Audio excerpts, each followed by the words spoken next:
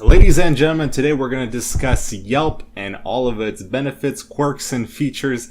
Alright, this is going to be a one-take production, meaning that we're going to do this in one take. I apologize in advance for the ifs, ands, buts, pauses, mispronunciations, mess-ups, etc. Alright, I want to keep this short, to the point, but also a nice, thick guide on Yelp. So let's discuss why. Why Yelp? So the reason why Yelp is so powerful for you as a business owner, as a local business owner, is because customers in the local area and overall in the United States, they trust Yelp. This is very powerful. And this is something that you should actually take away for your own business. If you can get your customers to trust you as a business owner, if they can start liking you, they start liking the product that you provide, they start understanding who you are as a person, and you provide really great customer service on top of that, you're going to have an all-star business, and you're going to get a lot of business, you're going to get a lot of leads, etc. So that's something we should note about Yelp, and something that you should note for yourself as a business owner. So continuing forward, let's discuss Yelp advertising a little bit. And I think this is a good point to start because Yelp advertising can be very tricky, especially for long-term business productivity with Yelp. So here's what I mean. Now, this is all theory because we unfortunately cannot prove it because Yelp it's not necessarily a democracy, if you know what I mean. Yelp has a really hard hammer. And with advertising, this is some of the few theories that this is the only theory that I've heard that seems very reasonable and, from my experience, very similar to how things have happened to my businesses on Yelp. So when you start advertising with Yelp, let's say, you haven't done any advertising with Yelp and then Yelp gives you a call, which they really love to do and they're very stringent about, and their salespeople really like to call you. When you actually get that call, and let's say, hey, you sign up for the Yelp account, right? You're going to get a lot of benefits, especially at first. But if you actually close down your account after you sign up for that account and after you paid money, and you say, hey, Yelp, you know what? I don't want to put my money into your marketing service. You might be in some trouble with Yelp because Yelp can actually put you in a bucket of people who at first bought into their entire system and then got out, right? And Yelp does not like that at all. And I'm not going to get into the exact details, but it might not be a good situation for you. Although, we're going to work through everything and every situation that you potentially might have. All right. The second thing is recommended reviews. So Yelp has started to generally recommend reviews. Now, what does that mean? Recommended reviews, right, is another term for Yelp deleting reviews that it doesn't like, right? So think about people who a few years ago maybe had 100 reviews. Now they could have 25 reviews, 20, maybe 30, right? But these are all people that have seen over the past few years a massive drop in the total reviews. Now, it could be good for some people, it could be bad. We're not here to discuss that. We're trying to figure out how to get on top of Yelp and actually rank. And so, with the recommended reviews, it's really a hit or miss. The reviewer on Yelp needs to have a good amount of reviews, right? I've seen Yelp hide reviews by the recommendation software with up to 40 or 50 reviews, right? So it's still possible for the review to be hidden, even with a lot of reviews on that user profile. I have seen, funny enough, some user profiles with only 4 reviews stick around. So it's very interesting. Yelp will not recommend the review if it sees that the IP address is the same and is just reviewing a bunch of people all at once. Things like spamming accounts, if the user account does not have a picture, etc., etc. So Yelp is starting to favor the Yelp kind of Yelp elite reviewers, right? So Yelp really is trying to build up a base of these diehard Yelp fans who are going around and just reviewing every single business they can find. And, they try the service out and they review. So Yelp is really liking them and not really liking so much the regular people who just go on and maybe 2 or 3 times a year review a business. So that's going to be very important in a module that we're going to discuss in a few minutes, because it ties in very, very hard into this. And as a business owner, right, your reviews are crucial. And when you have a few reviews or no reviews or bad reviews, that can actually make or break the business. And what I mean by that is that could be you going out of business, or that could mean you staying in business. And that's a massive thing, right? 70-80% of business owners go out of business, and businesses go out of business. So that literally, Yelp can literally either save or break your business. So if you're in a case, right, where you have 0 reviews, or you have a couple bad reviews, right, and you're a business owner and you're like striving to figure out, how do I make this thing work? How do I get on top of Yelp? Now, I do need to know, this is for educational purposes only. I do not intend to somehow bash on Yelp and their terms of service that they offer.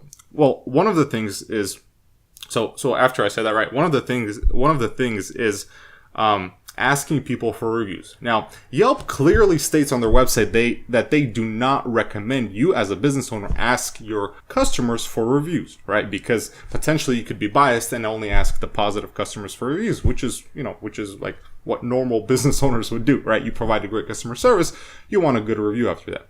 But in a recent email that I saw from Yelp to a business owner, it stated that it's not against the terms of service of Yelp to actually ask. What's against terms of service of Yelp to ask for reviews is bribing customers for reviews. And that's a big difference, right? You can ask a positive customer to leave you a review, or you can bribe them and say, hey, you're going to get free service, or you're going to get something in exchange for a review, or potentially a lawsuit for a bad review, right? That is all against Yelp's terms of service. So that's one thing to know. The next thing to note is, let's say you don't even have really any customers, that you're just trying to build a business. You're trying to build a brand. You're trying to really start getting on top of Yelp, but you don't really have a starting point, right? Let's say you work in, and I've personally gone through this, let's say you work with a community of people who don't really use Yelp, which is strange when you think about America.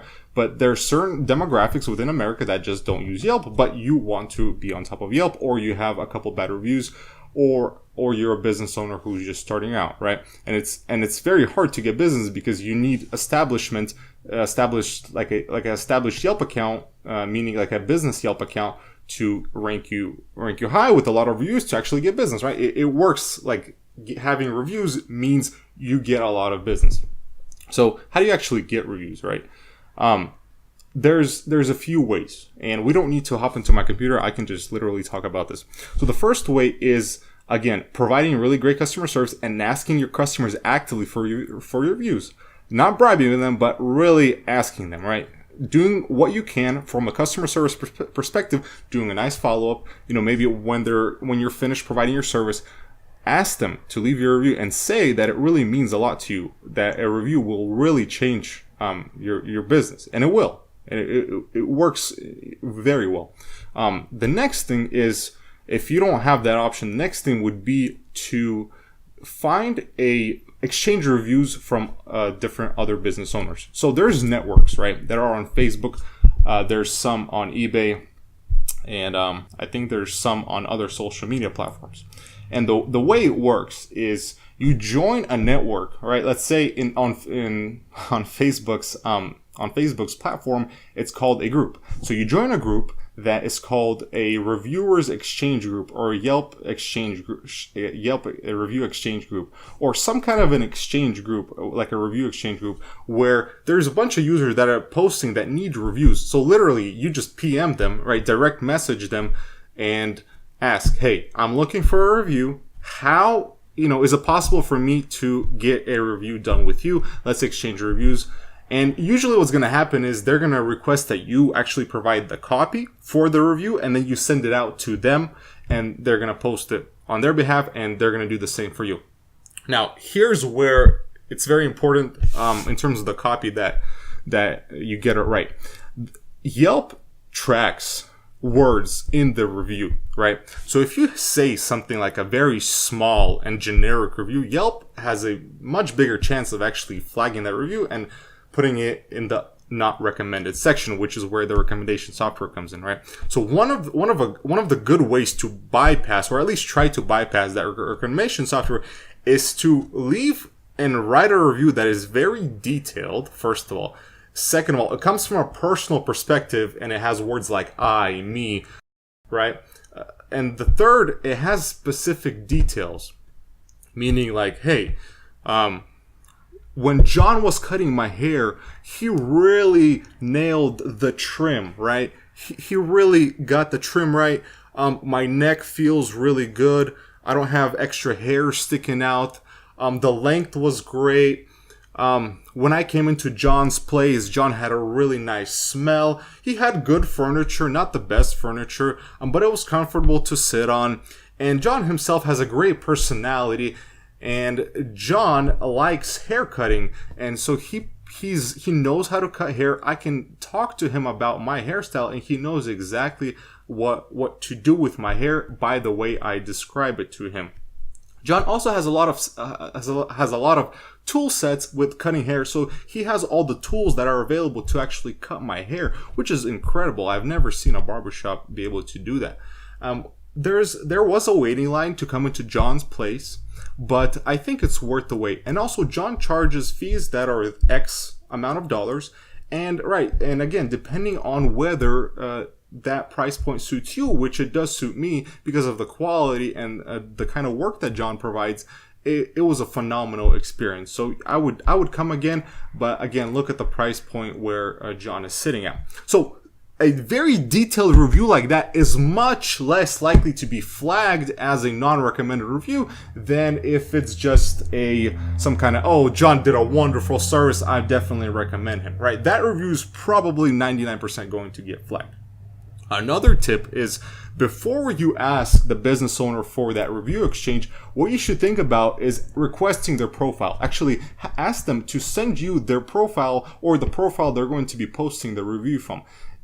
In that case, when they're going to send you that link, go ahead and check out the profile, see if they have a picture, see how active they are on Yelp, see how many reviews they have, see how many badges they have, see how many friends they have, and really kind of dissect and ask yourself, do I want this person to post a review on my business? And for the most part, it's going to be a yes. But again, because these networks are free, it's probably going to be a yes. It doesn't cost you anything.